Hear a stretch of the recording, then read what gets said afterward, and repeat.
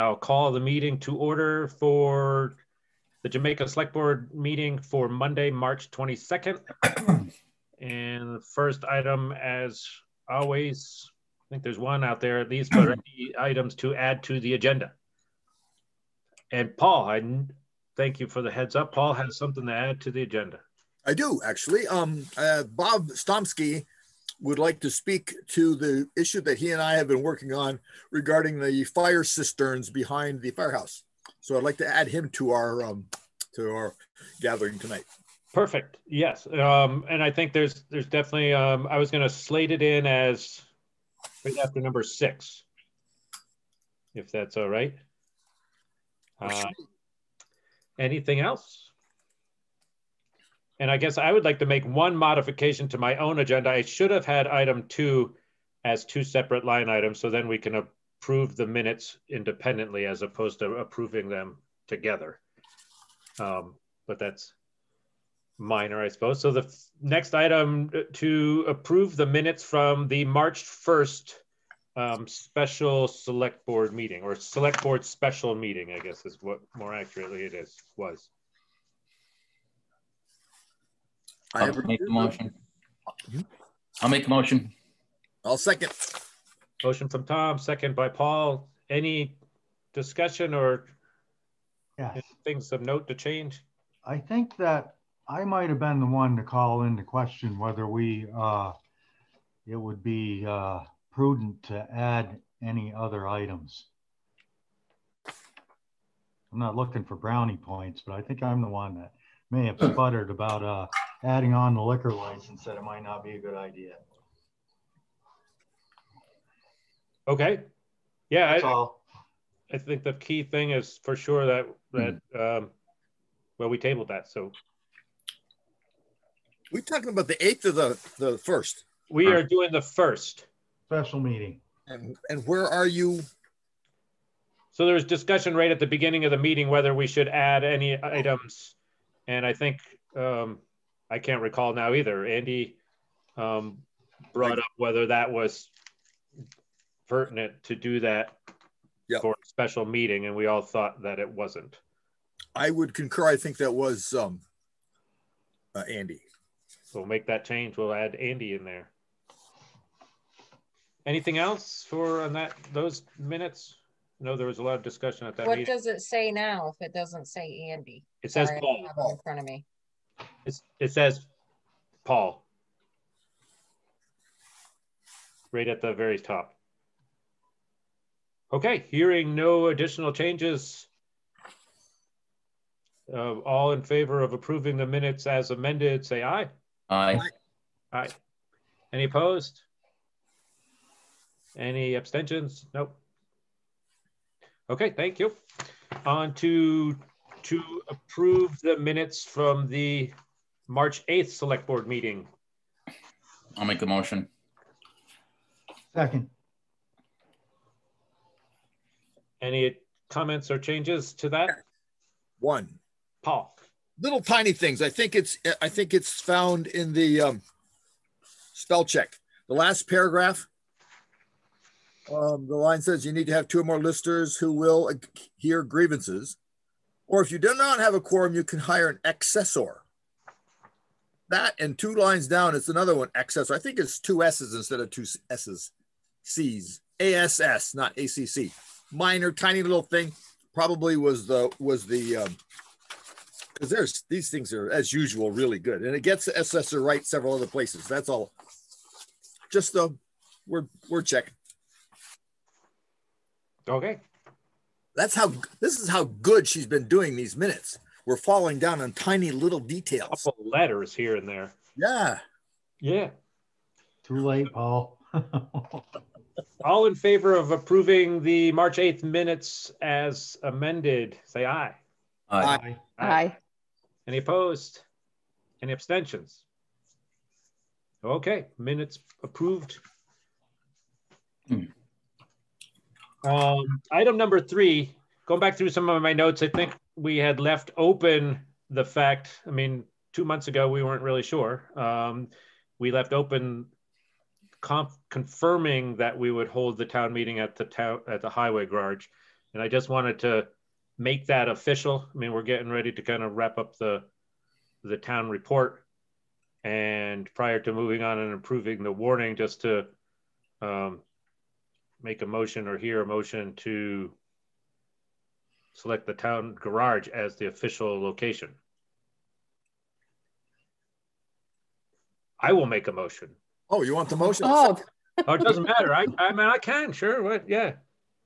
Sure. I'll second. Okay. Motion is to hold the 2021 town meeting at the town highway garage. And Tom has seconded. Any discussion around that? It's more of a formality. I think we all kind of in agreement on that. Yeah, I mean, is there any other choice? At this point, I don't think we can really do the town hall. Really? I mean, we could hold it at the town hall and hope only 70 people are going to show up. We could hold it outside, fully outside at the state park and listen to the river. We could, I mean, but I think this is a great location. We can do a hybrid meeting if we need to be partially outside. Yeah, okay. Can we put the date on it for the heck of it? Yes. May 1st. May 1st, 1 o'clock. Saturday, 1 o'clock. Okay. Any further discussion? All in favor of holding it at the town garage, say aye. Aye. aye. Any opposed? Thank you. Yeah, and I think then outside of this, we should maybe convene a little committee, so to speak, or whatever we want to do, just to kind of do some walkthroughs and lay out the location, figure out chair location and stuff, but we got a month to figure that out. Are we going to stream it? Oh, good question. It's a conversation we can have. I don't know if it's important, you know, if we do it now. I mean, We don't necessarily have to. I'm just throwing it out there. throw it out there I'll for be part of that. Just let me know so we can look at tech and stuff. Let's maybe put that on our agenda for later on. We'll dial it in a little bit more. Yeah, that's fine. Yeah, we've got a month and a half. Later on in the month, like later on next meeting. Yeah, that's what I meant. Yeah, that's fine. Yeah. I did a walkthrough earlier just to see if it makes some sense if we could do that. And I thought that I identified, I think we've got a good web signal, whatever they're called, and plenty of outlets. I think Wi-Fi? Wi-Fi. Yeah, one of those words. Yeah. We'll figure it out. I'll go over there and try to figure that out if we want to do that. Okay. On to item number 4, approve the warning for town meeting. Been a few of these I've kind of floated out there. There's the basic parts of the warning. And then just with some recent conversation with our attorney today about including the articles for the vote, which is by Australian ballot on the 4th. He recommended that we actually put those into this warning. Sarah and I both kind of questioned that because it's really for a separate date. But with Paul Gillies' consultation, he came back and said that the way to do it, and recommended that we do it this way, is to, at the end of our regular town meeting, to recess it until the 4th and then reopen to vote on the town charter change articles on Tuesday the 4th. I have a question about that. I'm sorry, yeah. If we recess it and then reopen, does that require a quorum at 10 o'clock in the morning to reopen it, to get that started? Question. And how would that be any different than, so that we'd all have to be there at 10 o'clock? To have a quorum to read. 3 of them would have to be there. 3 of us. Yeah, 3 of us. But what I'm saying is, if we're going to restart the meeting, we're going to have to have a quorum to do so. I read that correctly. I think that's a very good point. That was not discussed. I don't think it's an impossibility if we have to. I'm sure we can find 3 bodies they can sleep over. I will run that by. Okay. And then this article, I mean, just for reference, after the hearings, may be amended prior to being formally printed for the Australian ballot, but this is what it will be warned as. So did Nick talk about that? Like what happens then if it looks different? So yes, he did. After the hearings, we have 20 days. We have 20 days prior to the vote. We can make changes based on what we gathered at the hearings. So if we hear something at the hearings that says Right. this isn't right, or we have to tweak it or something like that, Right. we can do that 20 days in front of the vote. Right. And there's another hearing 10 days before, right? We have to have another hearing. Right. So After the the second initial hearing one. is really And not, we reflect the changes in between the first and the second hearing, right? not necessarily, no.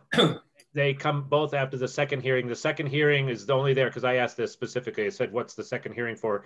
And he wasn't really sure, other than it's only to open the possibility of greater attendance, that more people can participate because you're giving them two options. So the first hearing, the second hearing are quite literally done for the same purpose. Okay. Okay.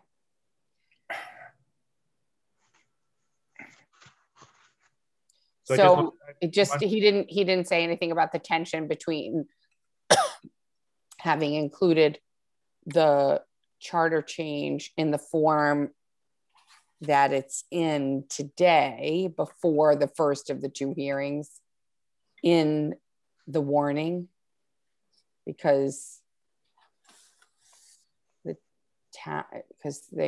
ultimately the Australian ballot may be voting on a charter change that looks different. I guess that doesn't pose a problem. That evidently doesn't pose a problem. I mean, the one thing that it does, the town meeting itself, the first day, May 1st, will act as the information meeting for the Australian ballot. So those items can be discussed at that time. The way he read it to me was that we had, and just doing the backwards, that we would have 20 days in front of the 4th of May to make any changes. I'm not sure 100% how those need to be posted, but we have that window in there to make changes based on knowledge we gained at the hearings. Right. But you're right in the sense that people won't know of these changes unless they are at town meeting, but that's the way it's set up. Okay. Yeah, I'm just sort of looking at the language, and it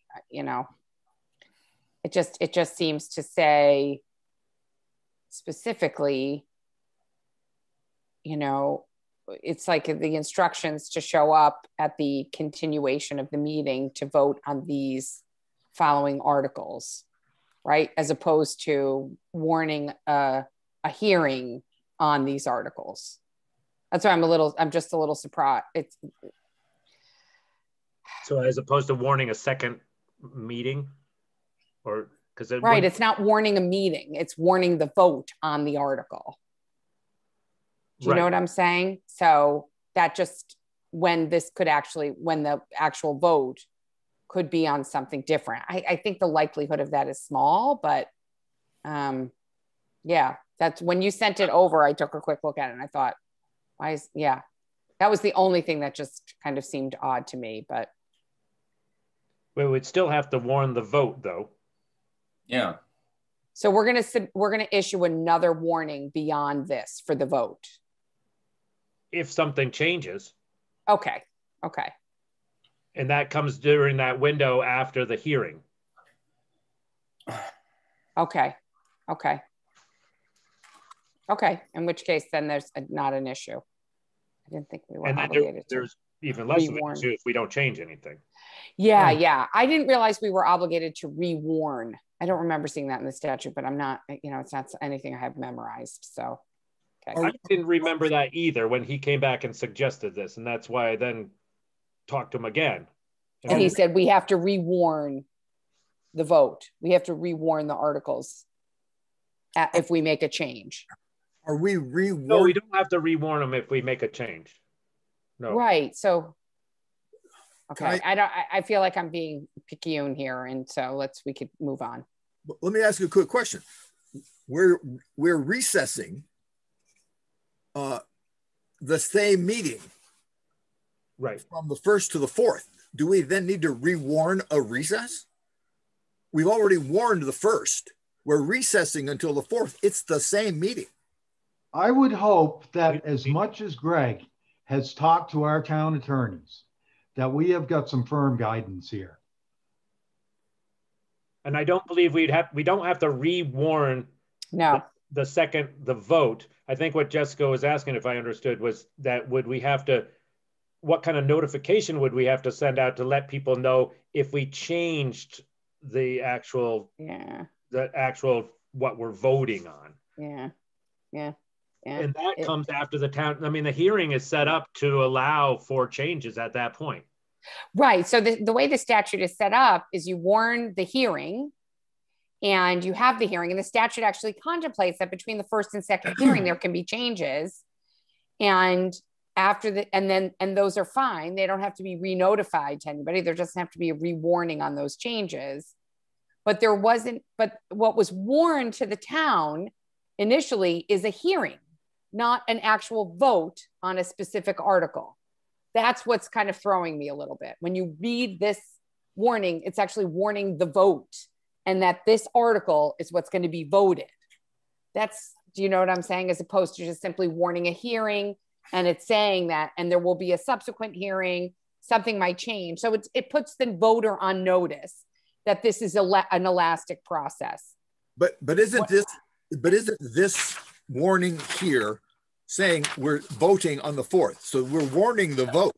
We're warning the vote. I know, that's what's making me uncomfortable. But we do need to warn the vote. You have to warn the vote. What do you mean? Right, but we're saying we're warning the vote and including the actual text of the charter change, and we don't know that that's going to be the actual text. That's the only thing that's, I thought that was the actual text. I thought that Greg is, except it's subject to change after the hearing and info session, and the statute contemplates that. Yeah, choice. I mean, we don't have enough time if we don't warn the vote. It's the only thing that's changed is putting the text of the charter change in the warning. Okay. Before it just said my suggestion. Yeah. It definitely wasn't my suggestion. Right. I mean, when is this getting issued? Is it tomorrow, Greg? Tomorrow. I mean, I think this would be a question for Sarah. I think we have 50 days, so we don't technically need to do it tomorrow, but it was just that this was our last meeting before we needed to do it. I just would hate to go through all this effort and then realize that there was a glitch. I could go ask again. I mean, Nick is the one who suggested it. Sarah and I talked about it, and I said, Sarah, this is what we're proposing. And Sarah said the same thing. It's like, whoa, wait a minute. So it evolved a little bit even prior to this. Right. And Nick did consult with Paul. We did? All right. We do have that 30 days prior to town meeting. So we have till April 1st. It's just that we don't have a meeting prior till April 1st. Right. So that was a special meeting agenda. But even then, that doesn't change anything from April 1st or April 8th. We could make changes on April 8th. What are the chances that we are really going to make a change? Well, the question, I guess, is whether or not to print the text into the warning as opposed to whether or not we make a change. Right. And like I said, I don't want to belabor our meeting with this conversation. I could even have a separate little quick chat with Nick tomorrow morning. And if there is an issue, if he rethinks his advice, then as Tom just suggested, we could have a quick special meeting. I would concur with that. I would say that we vote on this warning. If for some reason we come back, we can call a special meeting and say we'll reapprove the warning. Exactly. Okay, that works. Yeah, and I would again, same as Jessica and I spoke with Nick a little while back on this stuff, and I mean, I'd love to have a second set of ears. This kind of was flying around a little bit, and this is what happened. So I'll make a motion to accept the warning as provided by Greg. I'll second that. Any further discussion? All in favor of approving this warning for our May 1st town meeting, say aye. Aye. Aye. Any opposed? Any abstentions? I abstain, only because, I mean, do we trust our attorneys? Are we talking to them and they're like every single time they make a decision, do we call back up and say, wait a minute, we think you got this wrong? Because I don't understand what we're doing, questioning everything that they tell us. I do, But every single time we talk to Nick, or you guys do, we have to talk to him again. I understand what you were just talking about, but that wasn't good enough this time. That's why I'm abstaining. That's all. Yeah. That's valid. And I know I sometimes wonder too when he's saying stuff. So it is very good to question it. But whether to what degree is a point. I just don't think they would steer us into a possible lawsuit or breaking the law. I mean, certainly have been talking to them an awful lot about a charter change. Just seems like, compared to the last time. Especially one I didn't vote for. Being on the board for 8 years. Just an observance. Yep. Okay. Thanks, everyone. Good observation. So, okay. Item number 5. I guess Ed, I can't remember how this came about. Maybe Ed contacted Sarah regarding using the town hall for an event on April 9th and 10th. And Sarah, you can chime in if I'm missing anything, but I believe it is going to be a virtual event. They just need to have a physical location to set up some props and some other interactions where the event is going to be based out of. I think it's going to be socially distanced within the town hall. There's only 6 or 8 people involved. It's not going to be like the whole Boy Scout troops is filing in there. But that's what the item number 5 request is. And since we've kind of shut down everything for COVID, each one of these things is coming to our attention as opposed to just running through an administrative channel. Yeah, I would assume that they would be following PPE and social distance and all that stuff, right? This is signups, you said? It's a virtual event the Boy Scouts are holding, and Ed said there'd be some people in the building to make the thing go, but he said they'd follow all COVID protocols. Okay. And that's fine. I asked him, I gave him the 3rd degree, so he said everything would be good. Yeah, so I'll make a motion to allow the Cub Scouts to use the town hall on April 9th and 10th. Second the motion. Discussion? Discussion. Since it's the Boy Scouts and they're only using it for basically staging their event, not a mob, do they still pay the same fees that we would ordinarily charge for someone to use that facility? It's good questions.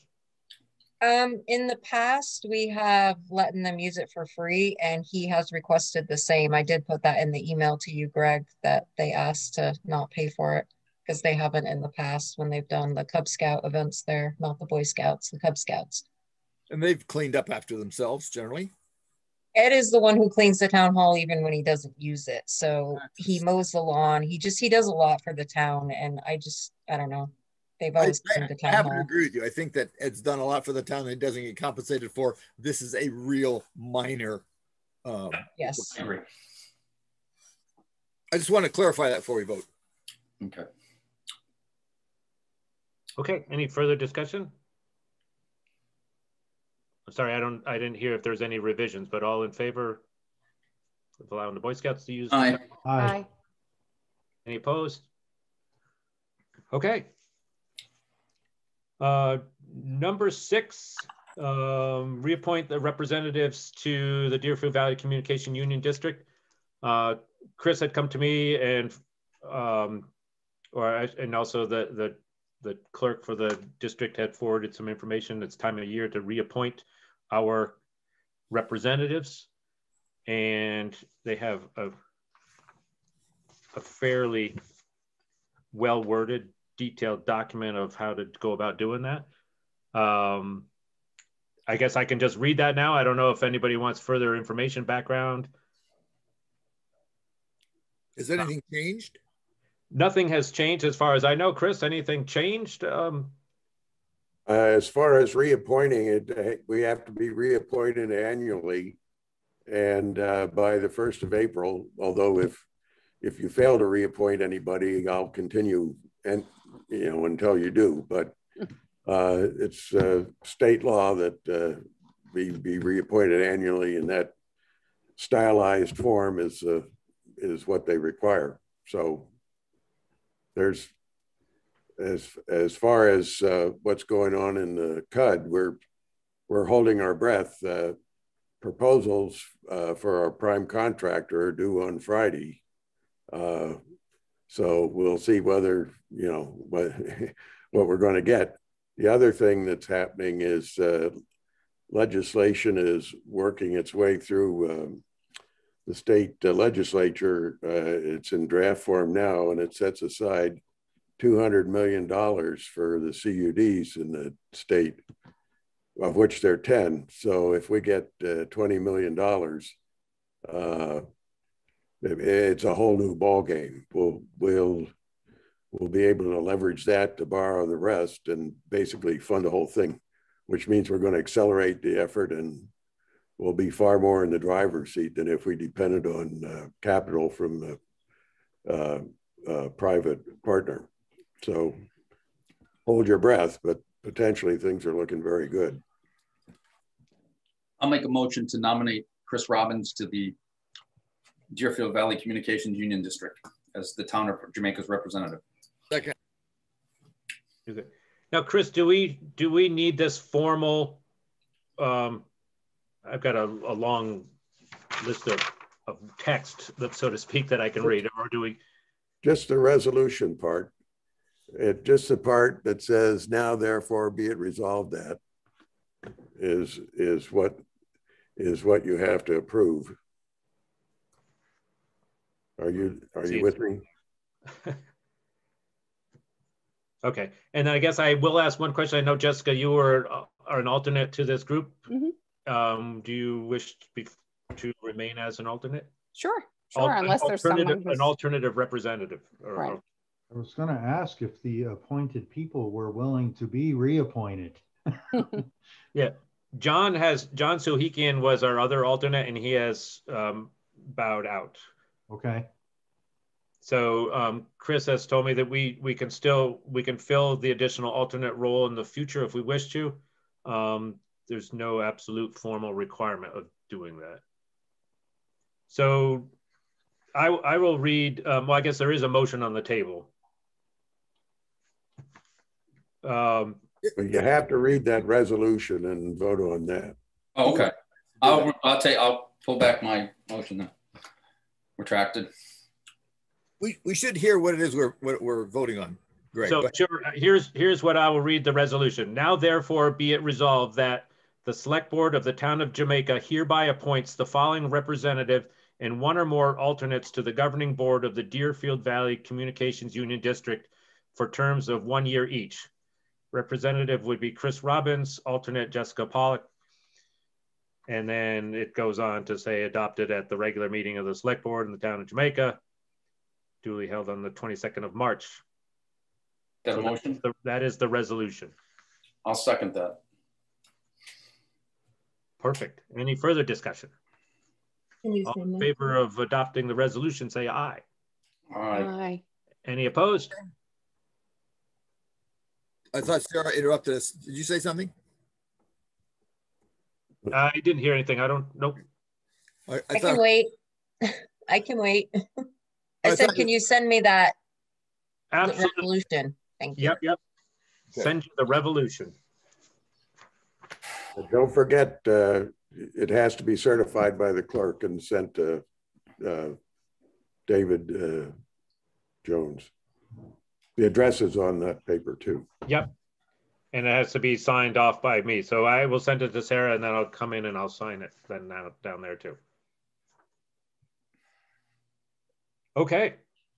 Item number 6.1, presentation regarding from the fire department. You mute. Mute, Bob. There we are. Evening, everyone. First of all, has everybody got their vaccination yet? Nope. Not eligible yet. Well, I created an account. After the long-awaited time, I finally got some movement on the fire Cistern program, and I've got a slide presentation I'd like to present to you guys. It's short, sweet. Any questions? Please save them for the end and move on forward. So with further ado, let's see how we make it.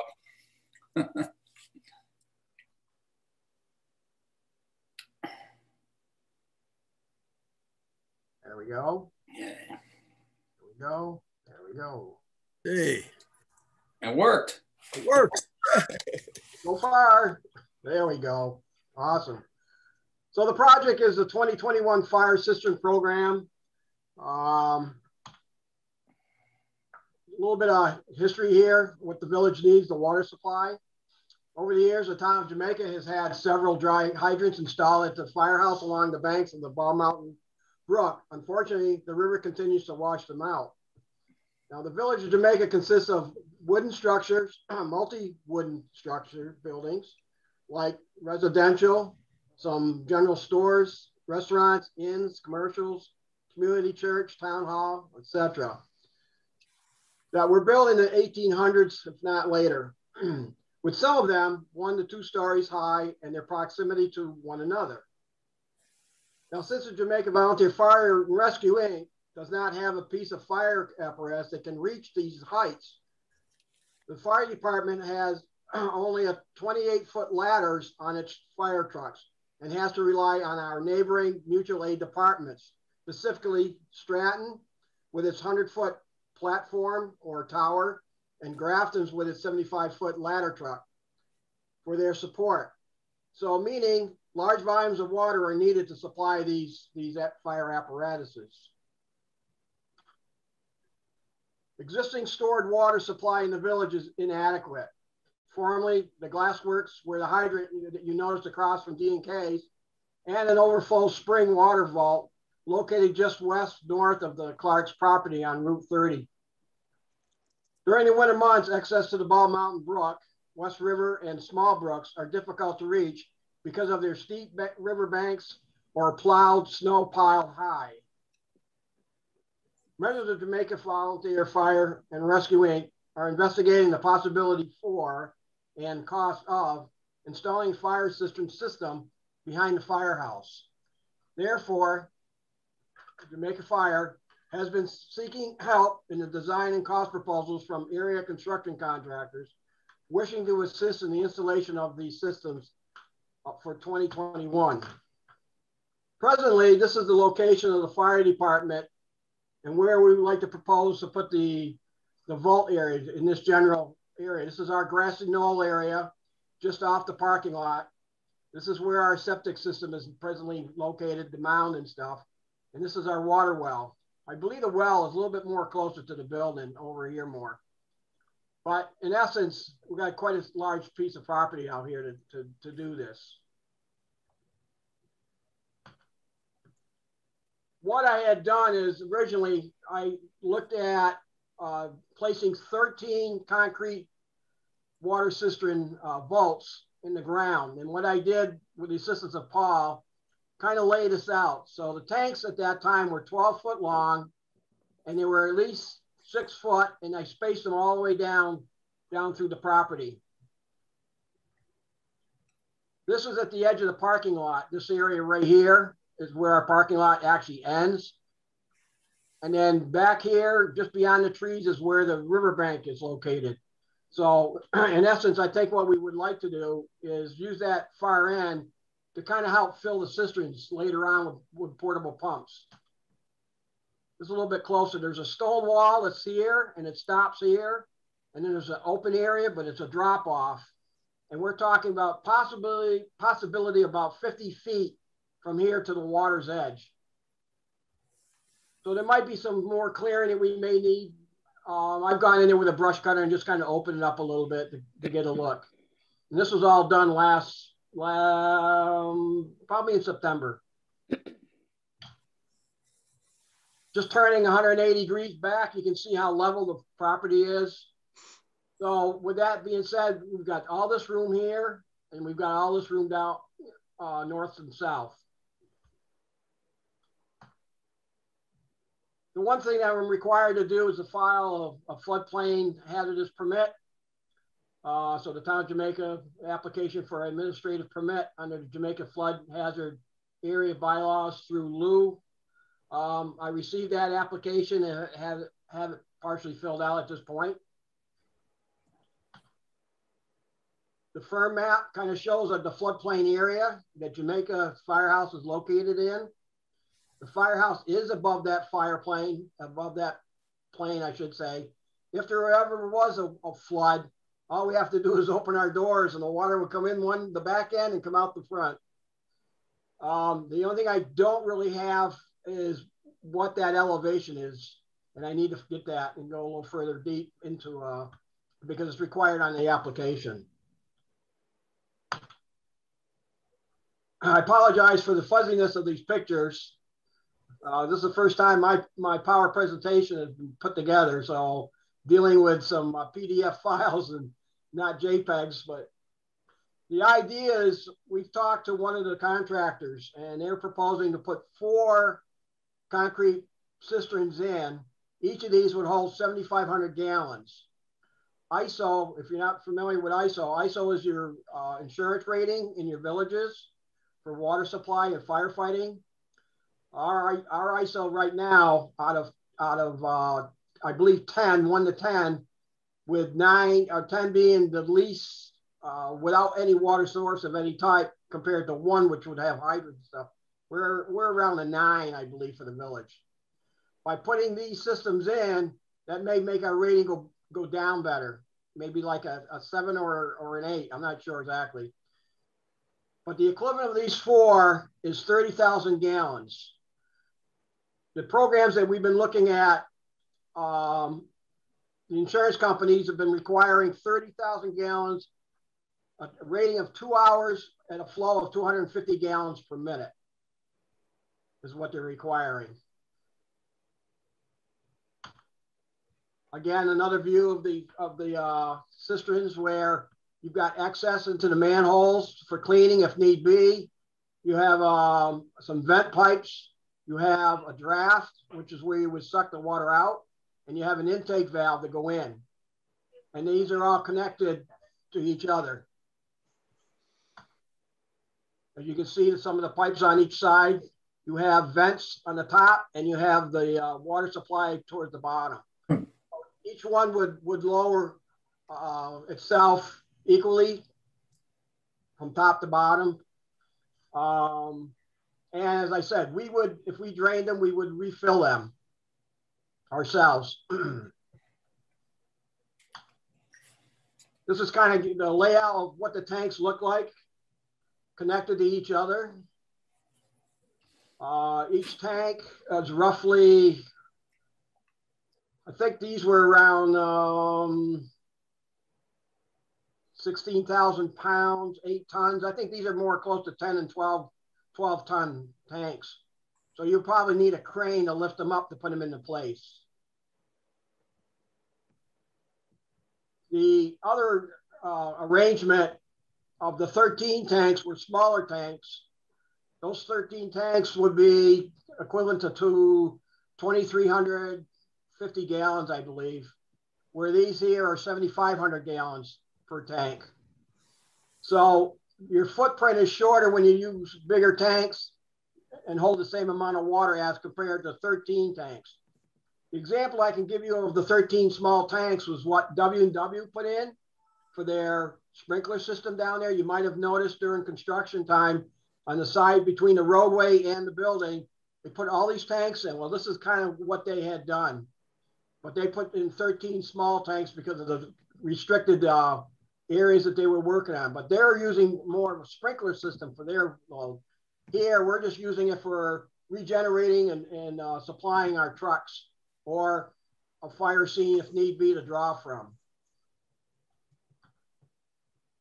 The 2 contractors, we sent out letters to 6 contractors. Two of them answered in the positive, so they would consider sending us a proposal. And 1 reneged, but that's all right because of the time frame for him. But you're looking at 2 different large prices here. A.H. Clark and Sons, placement of the 4 7,500 gallon cistern tanks, which are again equivalent to 30,000 gallons. Actually, that's a plus when you look at the size of the tank, it's a little more, at 90,800. If you look at Amidon, Wesley Amidon's construction company, he was proposing 13 tanks at 2375 gallons, a cistern tanks, for a total of 30,875 gallons at his price at 52,581. The difference between the two contractors, A.H. Clark has put in several of these units in the past. They've done them over in New Hampshire as well because they have business over there. New Hampshire has in their, I guess, zoning ordinances and stuff, when there's developments being built, community developments of housing, they're required to put in 30,000 gallon cistern tanks. And with that being said, they're being supplied by Michi. Michi is out of Henniker, New Hampshire. They're a concrete vault manufacturer.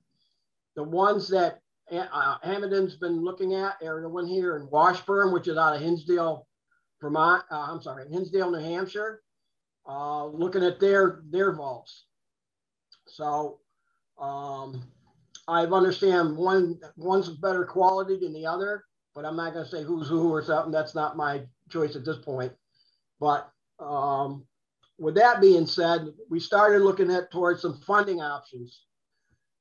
So for the financial resources, cost sharing and stuff, I've been working with the 2021 Vermont Rural Fire Protection Task Force grants, who's head up by Troy Dare. He's the manager and engineering technician for this outfit. They're from the care of the Vermont Association of Conservation Districts. Troy's done a lot of the dry hydrant projects throughout the state of Vermont and New Hampshire. He's presently residing over in Maine, so it's a little bit of a trip now for him to come over, but he's still involved with these projects. So through the Vermont Department of Public Safety, he's assured us that 75% of the project costs, up to a maximum of $10,000 that we can get off from them. The U.S. Fire Service and the Volunteer Fire Service Organization, 75% of the project costs, again, with a maximum of $10,000. With the two together, the federal government and with the state, where we probably can get at least $20,000, but there might be a possibility of another additional $5,000, which Troy said he would work on to see if he could do this. The thing is with this organization, they haven't had a lot of experience in putting in the fire cisterns themselves. So this is a project that they were really interested in, and they would like to, maybe us being the first to experiment with it and them providing funding. But as you can see, we're shortfall from being close to the 90,000 or the 52,000. So the next thing that Troy suggested I look at would be the USDA Rural Development Group. And under their community facility direct loans and grants, we can be eligible for 15%, but also I noticed in the project that they can do up to 75% of the project costs. So with that being said, I tried to get a hold of somebody today over at the USDA, and unfortunately I was able just to leave a message for somebody to call. I didn't receive a call. So I'm looking for some more clarification and then checking out other things. And other sources that we were considering is once we know exactly what the final cost is going to be and stuff, and everybody's proportions and stuff, where does Jamaica, the town of Jamaica, or in the fire department stand in regard to its contribution? And hopefully we can also get public donations to contribute to if this is out. So with that further ado, that's my show. Can I say something, Bob? Yeah. You want me to go back? No, that's okay. I just want to throw something out. When Bob and I met with the contractors, we gave them an idea of what we thought was a good idea. And it's a collaborative thing. We asked both of them to come up with their best ideas around what we're trying to accomplish. After they gave us their best ideas, then Bob and I called Troy and he said, you better come up with another better idea. Not those words exactly, but so we've already asked, sent emails out to the contractors saying, do you have any other ideas? I mean, we're at this stage, Bob and I have been working around a concept, but we're really flexible and we're really open to anybody else's suggestions of how to make this work. The financial thing caught us by surprise. That was pretty serious a stumble, but it's not undoable. And the value of having that water just sit there is kind of a waste of money until we need it, in which case twice as much, 3 times as much, we'll be glad to pay. So it's a tough call, but it's something that we're still collaborating on. We're still looking for ideas. It's a concept, but I think Bob and I both agree that this is something that really needs to happen in Jamaica. If I may just add one other thing. Last summer, I think late in the summer, like around August, September, our brooks were very low. We were at least 6 inches, if not lower. And the draft from a brook and stuff that's in wouldn't be accomplished. So I got nervous about fire season and stuff. So this has just prompted me just to push this even more and further, that we, even if it's just temporary water, because 30,000 gallons nowadays with the pumpers that we have and stuff can really suck those down in within a half an hour, until we get mutual aid units in here with other tankers and stuff. But at least it give us enough water, at least to hold our own end, on our own end till the mutual aid units arrive. So something to think about. Okay. Yeah, good. Thank you. Thank you, Bob and Paul. I'm sorry, my internet cut out, so I missed part of the presentation, but I believe from talking to Paul earlier is that right now we're in the informational gathering stages, and still coming up with some ideas. And if we need to, if and when we come time to move forward, you'll bring it to us again. Part of the discussion has to do with whether the select board believes the community believes enough in this project to make it worthwhile going forward. It's going to take a lot more work to be done, but is it something the town wants us to work on? I mean, personally, I think, I mean, like Bob stated, I mean, or maybe you, Paul, I mean, it's an insurance policy. I mean, everybody grumbles about paying the insurance premiums, but when it comes time to something happens, we're nice to have it there. I think there's a lot of good reasoning to move forward. It's my thought. I do too. I agree.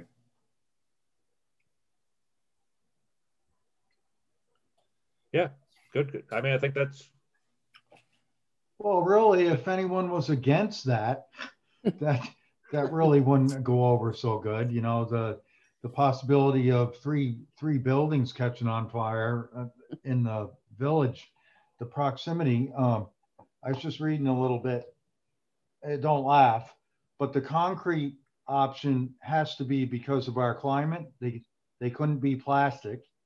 And just one other question, I got lost where you keep those full. Is that a draw off the stream, or?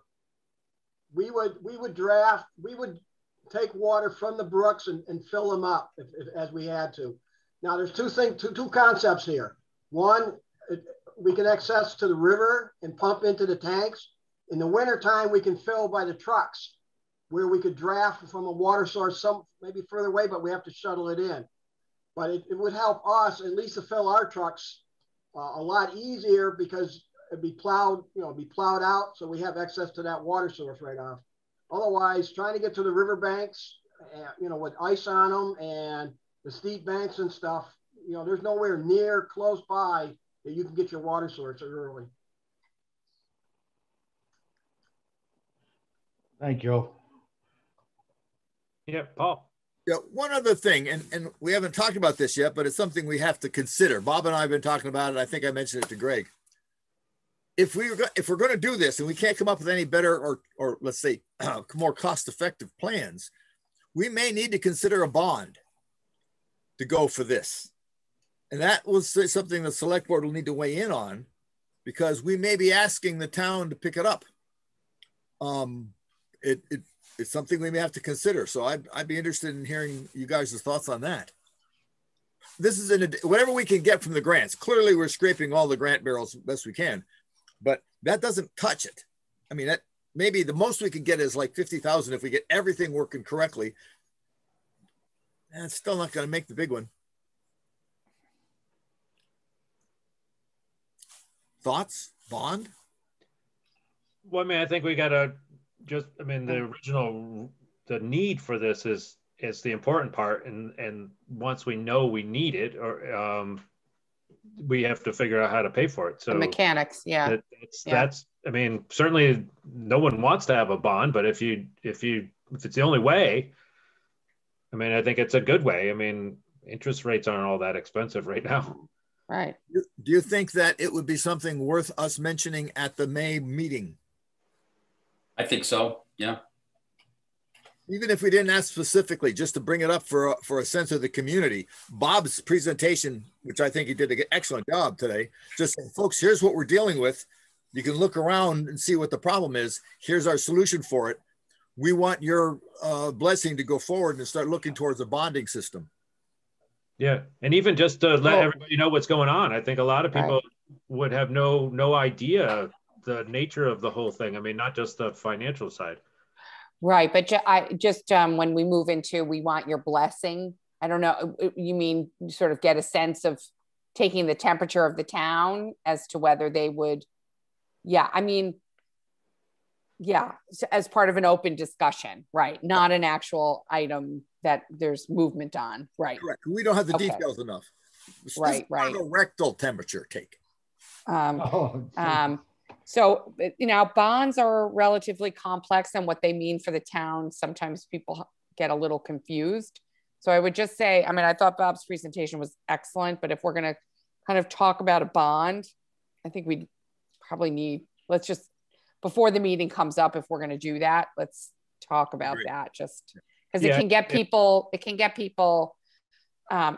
rightly so, concerned about what that means for individuals in the town. So I would recommend that we just spend a little time crafting that or looking at it. We're on the exact same page. Yes. Yeah. And focus on the problem and the problem.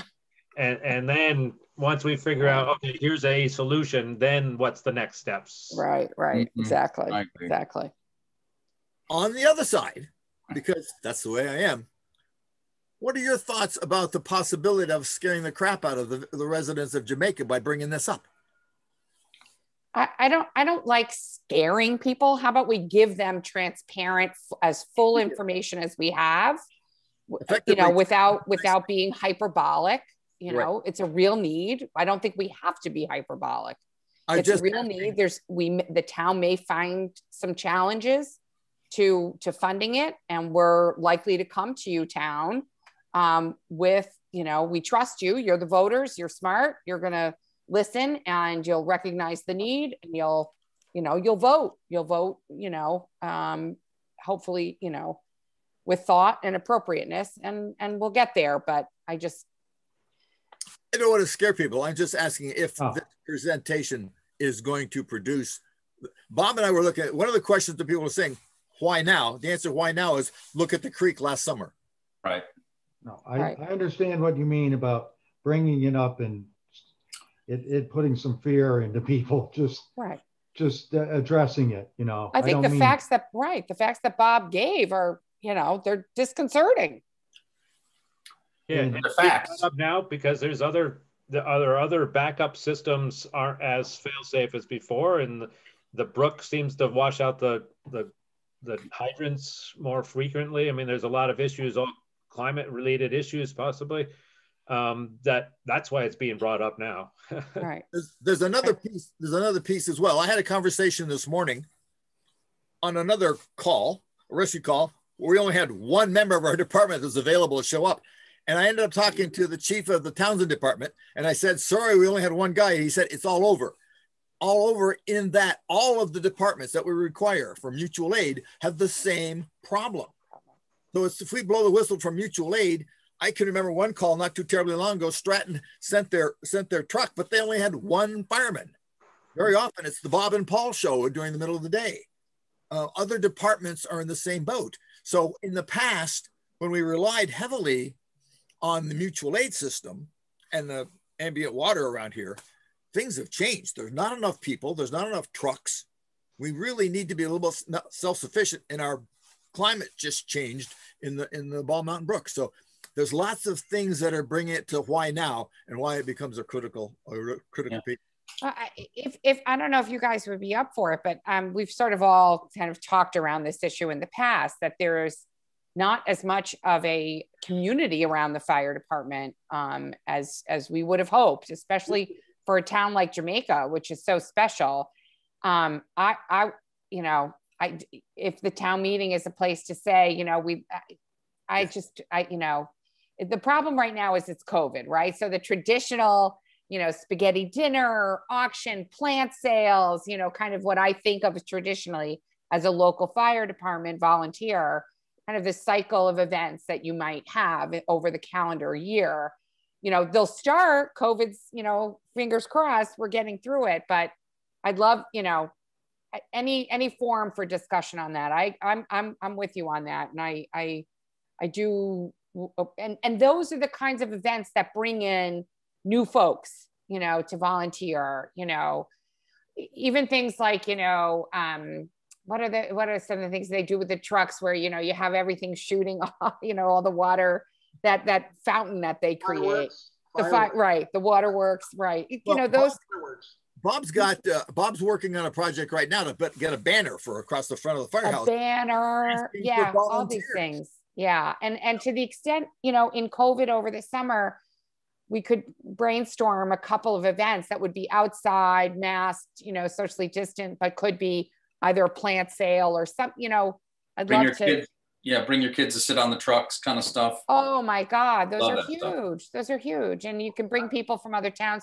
You can sell t-shirts. You can just anything that, to raise some money and also raise awareness, that we need people to volunteer and to get certified and, all that good stuff.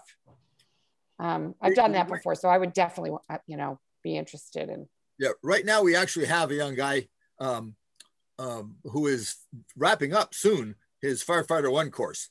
So he will actually bring up to, he is 1/3 of our crew that is interior certified. Yeah. Guys are getting too old to do it. You're exactly right. This town, I don't think realizes the amount of work Bob put in and Dana before him and these other chiefs that are trying to pull this together is remarkable. I mean, it's just incredible. And so I absolutely support that. In fact, I would say, just to put that on, Bob, do we have a turnout gear that would fit Jessica? Turnout. Of course we do. You're hot. Yeah. If I may, so if you want, I could present the same presentation with maybe some changes I'm sure you want to this at the town meeting if you like. Yeah, I think it's worthwhile presenting. I guess my only question would be the mechanics of the space, and if it's a bright sunny day, and how does somebody see a projector screen up front? But let's figure out some way, along with the rest of how we're presenting things at town meeting. Let's figure out a way to at least get the word out on it. What does that mean? Showing a PowerPoint? I'm not sure. Or what does that look like? I'm not sure. But wouldn't it be great to be able to push it out to people's phones? Is that something we could do, Tom? Something. I mean, exactly. But I mean, certainly, definitely, let's bring it up. Yeah. Yeah. Well, if there's something that we can put on the Jamaica community website. On the website. Jamaica Journal. Absolutely. Jamaica Journal. Talk to Jackie and she'll put an article about it in the journal. Right. Super. There you go. Yep. I mean, all those things. Yeah. All right. Great, thanks, Bob. All righty. On to number 7 to approve. There's 2 liquor license requests that have come in. Those were forwarded out, I believe. One of them is for, I think the title on it was a keep, but basically that's the Rossonville Market, and then also Honey Pie. Do we have to do them separate? Probably we should do them separate. I'll make a motion to accept the liquor license for a Keep Sport Inc. I'll second that. Any other discussion, questions on that? None. You're all in favor of approving the liquor license? Sorry. Paul has. The question, of course, is, do we have the paperwork? Do we have the check? Everything is in order. She's nodding yes. Okay, let's vote. Perfect. All in favor of approving the liquor license for Rossonville Market, Keith, say aye. Aye. It's unanimous, thank you. And next one. I'm gonna make a motion to accept the liquor license for Honey Pie Restaurant. Second. Same question. Sarah? Checks, paperwork's in order? Go. All in favor of approving the liquor license for Honey Pie, say aye. Aye. Aye. All right, unanimous there too, thank you. And next one are more just housekeeping items. Just a reminder, we talked about it a lot. There is a school district vote on March 24th, which is this coming Wednesday. Polls are open from 9 to 7. We also have the vote on the retail cannabis sales. Also, polls are open same time, same place at the town hall. And then a reminder of the hearing. Wait, no, it's town office. Town office, yes, sorry. I pictured it and didn't say it. Thank you, Sarah. At the town office. Also, just a reminder, everybody, of the proposed charter change. The hearings scheduled for April 1st and April 8th. Those will take place via Zoom. Both of those are Thursday evenings at 7 o'clock. Any other items of housekeeping? Just to review the town pay orders, timesheets. Let me know if you see anything there. And any other concerns, public concerns, comments at this point? Bob? Now that we're starting to get into spring weather, what's the status on your speed zone signs on Route 30, as well as checking traffic on Depot Street? I've got the data. I need to do some of the data. I just haven't got time to do it. Okay. So right now we're walking through a permit process for getting the ones put up on Route 30. I mean, it's a little bit more complicated to get them onto the state highways, requiring some speed tests and things like that. We're not 100% sure of all the details of it, but we're moving to get that ready to go by the time May, I guess. I mean, I don't know, by the time the ground thaws. Thawing out. The other locations on our streets are up and going. Can I add something, Greg?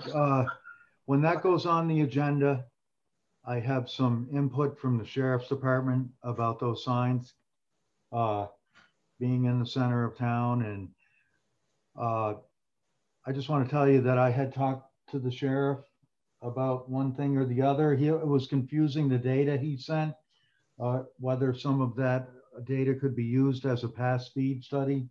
And we got into a long conversation about the signs. And just quickly, the convenience of them being able to be temporarily moved so the sheriff's department could still set up radar there without them just slowing everyone down and being unable to write tickets. So that was one thing, but I'd rather talk about what he suggested and when it's on the agenda. Yeah, I think let's make a point of few of us that have been kind of working back and forth, of all of us, Right. gather up things and maybe put it on the agenda for the next meeting. I think our next meeting will be fitting as far as leading up to summer, but also that I don't believe it's not typically too complicated or congested as far as the agenda goes that time. And at some point, I'm sure I'm going to start getting asked when we're going to start removing some of the sand on the sidewalks. I know it's a different topic, but before I forget. Yeah, no, that's a good one too.